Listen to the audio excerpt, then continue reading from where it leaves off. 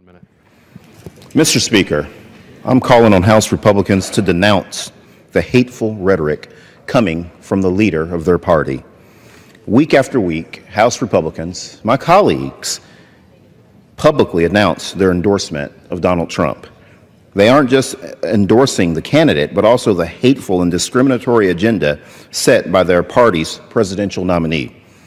House Republicans cannot continue to support him and denounce his inflammatory rhetoric, including the demonizations of our friends that are Hispanic and Muslim at the same time. Mr. Speaker, it's time for Republicans to step up. It's time for them to step up to the plate and do the right thing and denounce this bigotry. You can't pretend that the things that your party's leader is saying aren't hurtful and divisive to the American public. Mr. Speaker, it's time to do the right thing, step up, come up with an agenda that's good for all Americans, and stop pretending as if the things that the leader of your party is saying isn't hurtful. Mr. Speaker, I yield back the balance of my time. New York is recognized for 1 minute. Mr. Speaker, if I were to stand here today and read an agenda of attacks on immigrants and on Muslims, on women and families living in poverty, and even the judicial system, you might think it was the campaign platform for the Republican candidate for president. But every one of those hasn't just come from con man Don. They've been embraced, affirmed, and in many cases even inspired by this Republican Congress. So you could be forgiven for being confused, because the truth is they are one and the same.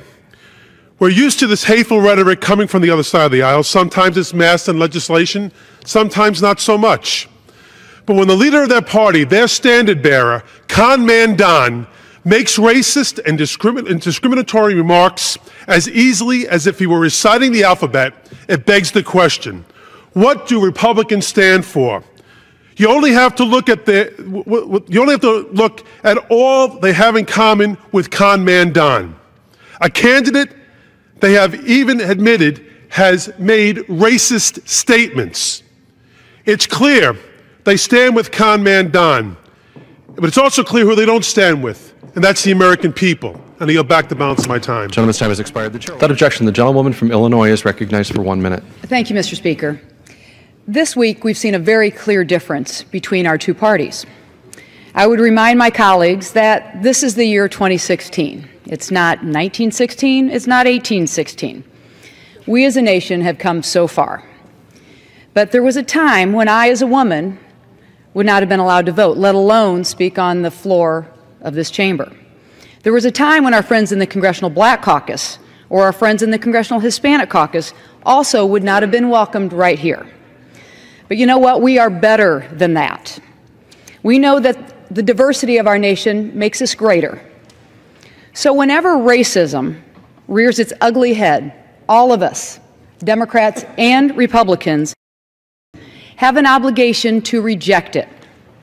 Mr. Speaker, I have been very disturbed to see so many of my Republican colleagues trying to tiptoe around this offensive behavior of the new leader of their party, Donald Trump. I urge all of my colleagues to do the right thing and reject racist policies without any ifs, ands, or buts. And I yield back. With Donald Trump and his hateful, racist rhetoric, or are you against? Because you can't be for both. And that is a question we are going to continue to raise. We're going to raise it on the floor of the House. We're going to raise it in our districts. We're going to raise it on every single platform that we have. The bottom line is this. You can apologize for Donald Trump. You can cringe at Donald Trump. But for as long as you have endorsed Donald Trump as a House Republican, you are